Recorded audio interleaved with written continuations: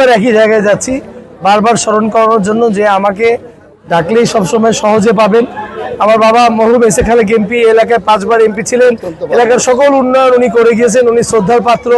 একইভাবে 17 বছর আমি বিএনপির নেতাকর্মী এলাকাবাসী নিয়ে আন্দোলন সংগ্রামে ছিলাম, তাদেরকে ঐক্যবদ্ধ করে রেখেছিলাম।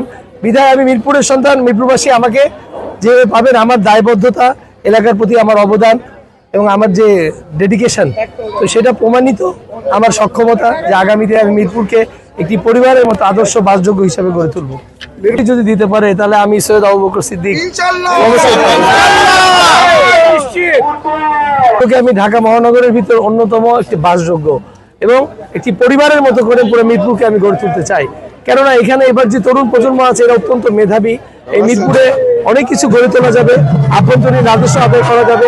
তাই মিরপুরকে নিয়ে আমার স্বপ্ন একটি মিরপুর হবে আদর্শ মিরপুর, রাজধানীর বুকে অন্যতম idol place for better living and for betterment.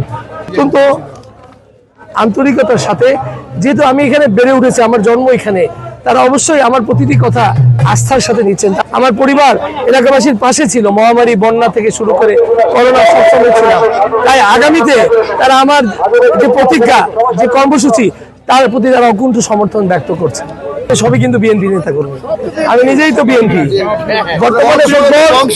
বর্তমানে ফুটবল সাময়িক, আমি মিরপুরবাসী, সবচেয়ে বড় কথা আমি মিরপুরের সন্তান।